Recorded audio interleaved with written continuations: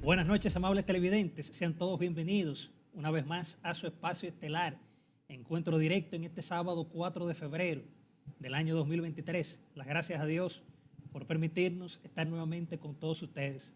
Buenas noches, María.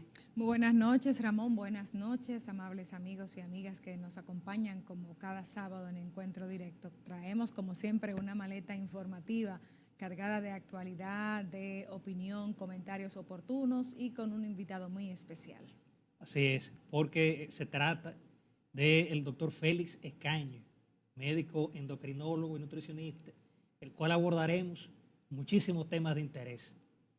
Bueno, María, en esta semana hubo una noticia protagónica, que fue el temblor de tierra de 5.3, que remenió el país. Mucha gente, si estaban en algún lugar, lo sintieron más, otros estaban en la calle. Pero lo cierto, inclusive hasta se hizo viral, María, programas de televisión de personas que, estando en el estudio, muchos de ellos, así me invito conduciendo y hablando, salieron aún estando en el aire y surgían también en programas de radio.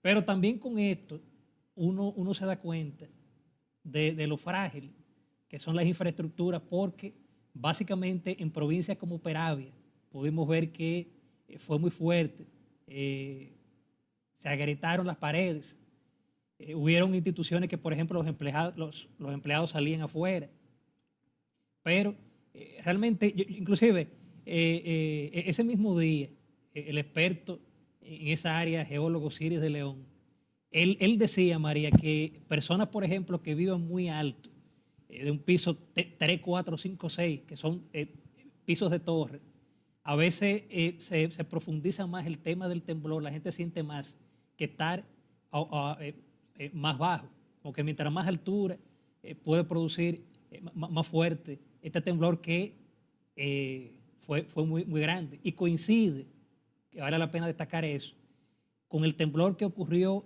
en Puerto Príncipe, Haití, en el 2010, que allá fue una tragedia grande, gracias a Dios, aquí no pasó a mayores. Sí, realmente, Ramón, ese ha sido un tema que se ha mantenido en la opinión pública, en los comentarios, porque fue tremendo el susto que nos dimos muchos dominicanos. Particularmente no lo sentí porque iba conduciendo mi vehículo, pero realmente vi los movimientos, vi también las opiniones a través de, o más bien escuché a través de la radio porque venía sintonizando, y definitivamente pues este es una alerta que se genera ante la opinión de expertos como el mismo Osiris de León, un reconocido geólogo, y otros también que han dicho que la isla Hispaniola en sentido general pues es muy vulnerable a este tipo de movimiento y que hay muchas expectativas porque en algún momento, de acuerdo a la situación geográfica y a los años ya que han pasado con fallas geológicas que ha tenido el territorio de la isla, pues hay muchas posibilidades de que ocurra un gran terremoto que pueda afectar tanto a Haití como a República Dominicana, y ya tú bien señalaste, recordaste ese que golpeó a Haití en el año 2010, que por cierto tuve yo la oportunidad de ir en aquel momento cuando era reportera y realmente fue un siniestro bastante grande y fue una tragedia terrible que no ha permitido que ese país vuelva a levantarse. ¿Es esto también, Ramón, una alerta para uno pensar como sociedad dominicana? ¿Estamos listos para un gran terremoto? ¿Se han tomado las medidas ante ese llamado de alerta que desde hace mucho tiempo vienen haciendo expertos, geólogos, ingenieros estructuralistas en el país? ¿Se están también supervisando los trabajos de obras que se suponen que deben ser antisísmicas de acuerdo a las leyes de construcción y como también señala un decreto emitido en el año 2000, en el año 2011, el decreto creo que es el 201-11, donde hay ahí condiciones que deben tener las estructuras en República Dominicana? Sí, porque en el caso, María, de lo que son los temblores de tierra, no avisan. El mismo Ciris decía que independientemente pase un temblor, pasa que puede después, al poco rato o al poco tiempo, volver a repetir. Entonces, son momentos que, como tú dices, que habría que ver si este país está preparado para ese tipo de cosas, porque fíjate que cuando ocurren fenómenos de la naturaleza que son ciclones, esto es un desastre. Es un desastre. Recordemos aquella vez cuando ocurrió ese viernes lo que fue la inundación. Óyeme, Sí. ahí uno se da cuenta, en este país no hay drenaje pluvial, se inunda la calle. Vimos inclusive lugares en donde el agua entraba al parqueo y los carros inundados. O sea, aquí Muchísimos. lamentablemente se ve la precariedad en ese tipo de cosas. Y aquí hay que estar claro, hay estructuras que son muy débiles. En situaciones difíciles, Dios no lo quiere, puede ocurrir algo, uno no sabe qué puede pasar. Sí, como dicen, el momento es el que decide el comportamiento de cada quien, pero al mismo tiempo también ante este tipo de fenómenos que no son predecibles, pero que sí, de acuerdo ya a estudios, a expertos, pueden ocurrir de manera trágica en nuestra isla, pues las autoridades ahí tienen el compromiso profundo de tomar previsiones. Por ejemplo, los mismos dominicanos, estamos educados sobre lo que debemos hacer en caso de un terremoto de magnitud mayor, los niños en las escuelas, en los colegios, esas personas que viven en comunidades remotas donde no hay acceso a internet, donde la brecha digital es bastante ancha, donde realmente no hay acceso a las telecomunicaciones, esas personas vulnerables, esos ancianos.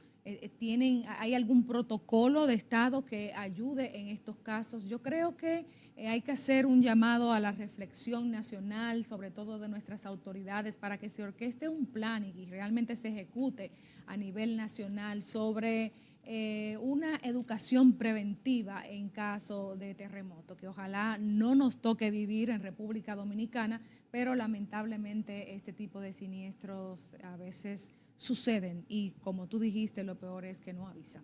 Exacto.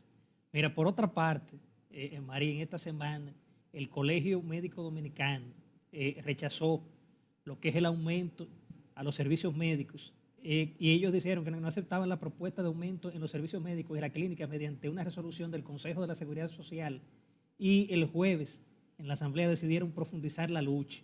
Entre tanto, los afectados son los afiliados al régimen contributivo, es decir, uno mismo que vaya a la clínica, que uno es afectado en esta situación, por ejemplo, que se aporte una parte del salario, el empleado otra parte para el régimen de salud a cargo de las administradoras de riesgo de salud y otra parte para las pensiones a cargo de las AFP. Pero son situaciones, María, que afectan al paciente que va en este tipo de casos. Sí, y a veces uno como que encuentra cuesta arriba que los médicos protesten, porque se supone que además cuentan con una fiel vocación de atender a los enfermos.